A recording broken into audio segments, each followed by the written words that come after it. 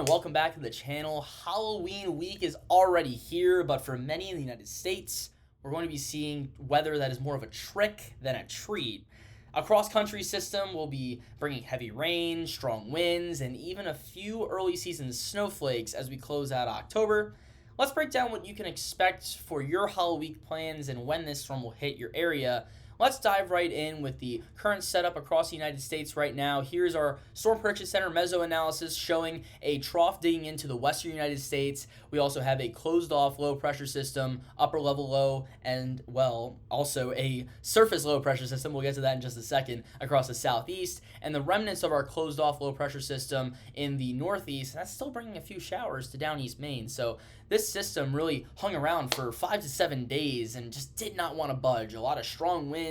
We saw some lake effect rain out of this system as well. So did not want to budge, and we can see this all kind of translate down to the surface right now. We have a surface low pressure system in the Dakotas, some rain stretching from Manitoba all the way down to Colorado. We have our southeast storm system bringing some heavy rainfall to North Carolina and portions of South Carolina and Florida.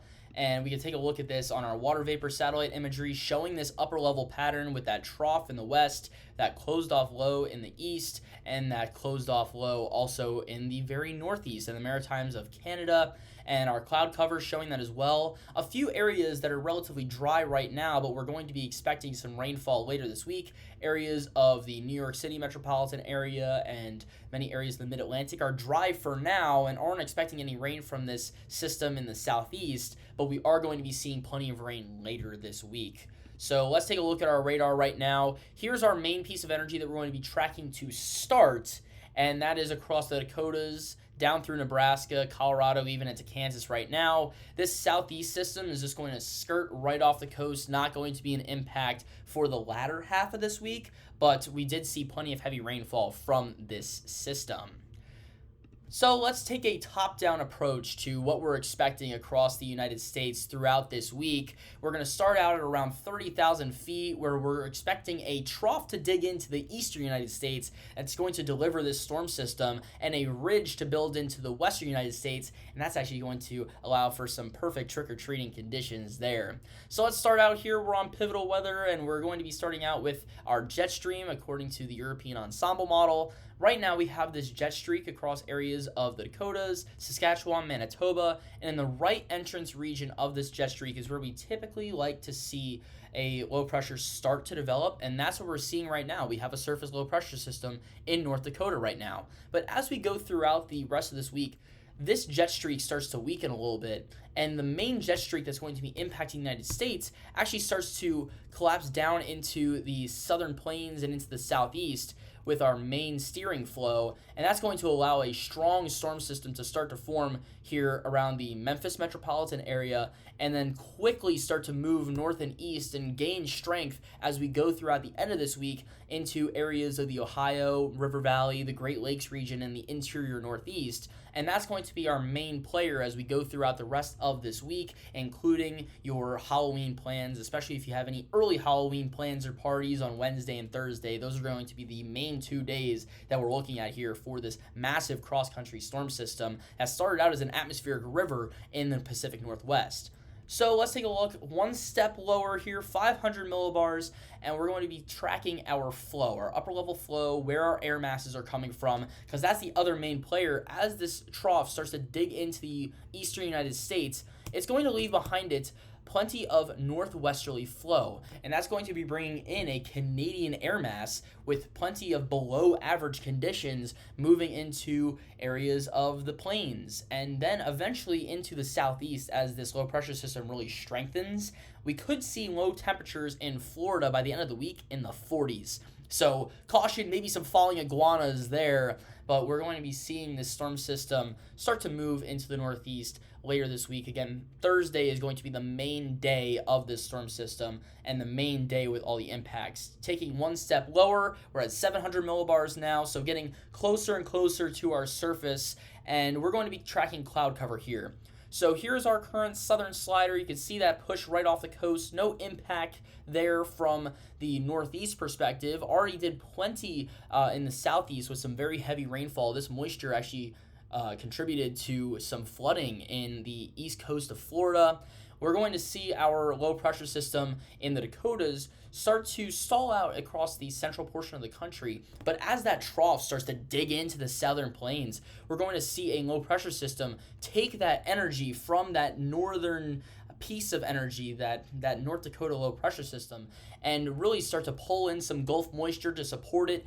And it's going to have the synoptics, the upper level pattern behind it to really strengthen and get going. So it's going to dig into the southeast and eventually start to move up the east coast, just inland. So we're not talking about a nor'easter here, but what we call a cutter. So it's cutting across the eastern United States, and this could bring maybe even some more stormy conditions to the east coast instead of what we typically think for this time of year, which is just those stratiform, stratus cloud, gloomy, gray, rainy days. We could see some very heavy precipitation at times from this storm system as it starts to move up the east coast. I mean, the moisture transport here from the Atlantic into areas like New Jersey, New York, southern New England, even into areas of Maine.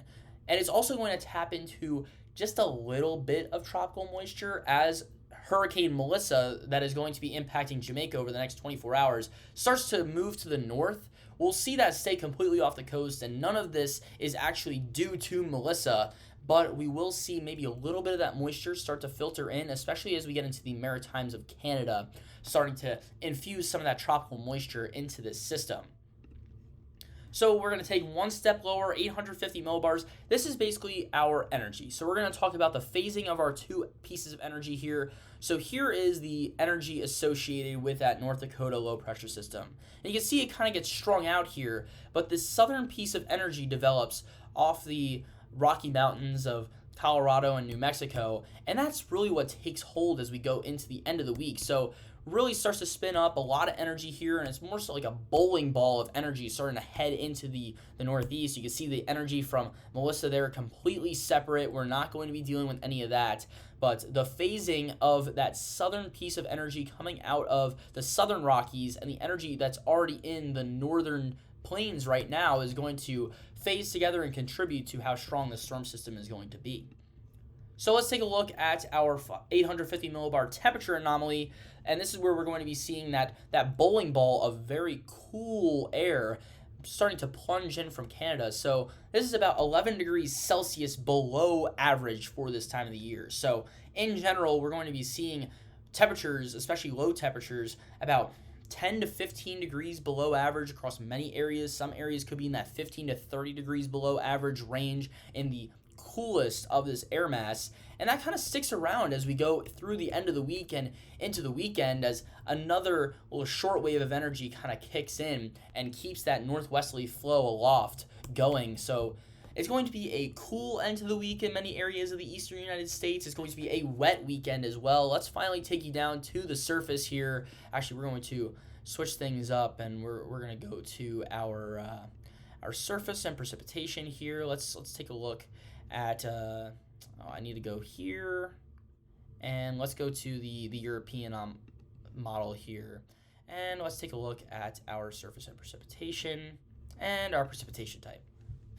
Cool. All right, so we're going to see this southern slider move off the coast, and then as this northern piece of energy phases with that southern piece of energy, our low pressure system takes a jog to the south, and we see this low pressure system really take hold on Wednesday. So very strong winds. So these isobars here, these lines of constant pressure, are very close together on the backside of this storm, and they're all showing a very strong northerly flow moving into the southern plains as we go throughout the week, and that's going to continue as this low pressure system marches up the east coast. Plenty of heavy precipitation across the eastern United States, and we're going to see maybe even a few rumbles of thunder here. I wouldn't rule it out across areas of southeast Pennsylvania, New Jersey, New York, Connecticut, Rhode Island, Massachusetts, into northern New England as well, although I think that chance will be a little bit lower in northern New England. But eventually the storm system starts to slide out Friday, but we kind of get left with many of the remnants of this as it kind of gets caught up here in the Maritimes of Canada. And this is where we could see maybe some snowflakes, especially in the higher elevations of the Adirondacks, the Green Mountains, the White Mountains. That's where I think we have the best chance of seeing some early season snowfall from this system. So let's break it down. How much rain are we expecting here? So let's take a look at our total precipitation total here.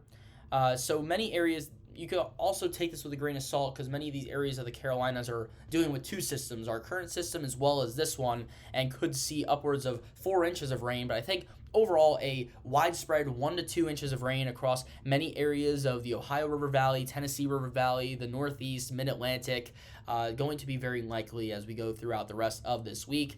And in terms of temperature, I know I touched on that a little bit. Let's take a look at some of our surface temperatures as we go throughout the end of the week.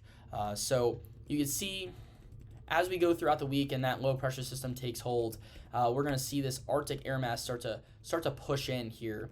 And I think that as we go into the end of the week, we'll see some low temperatures, especially in Florida here. Here we go. So Saturday morning, we're going to see low temperatures in the 40s in northern Florida. We could see some temperatures even below freezing in the Smoky Mountains and the Green Mountains, the Blue Mountains, not the Green Mountains, but the Blue Ridge Mountains. Sorry about that. We're also going to see those below average temperatures starting to take hold in the Dakotas. So may need to pack a layer underneath your costume there in the northern tier of the country. So this is right around trick-or-treating time on the East Coast. This is around 8 p.m. Eastern time. You can see across like the Dakotas, we have temperatures in the 30s, and as we go throughout the night towards midnight here, going to be getting into the 20s. So may need to pack that extra layer in the northern tier. Otherwise, across the United States, we're talking about mid-40s for many as you're getting out there and going trick-or-treating, but overall, a very complex storm system, a very messy and unsettled storm as we go throughout the rest of this week. So if you need any more updates on this storm system, I'll be tracking it throughout the week, and I'll have any further updates right here on the channel, so make sure to subscribe and ring that bell so you never miss another weather update. We'll be tracking plenty of snow coming up this winter, so stay tuned here for more updates, and I'll see you guys again very soon.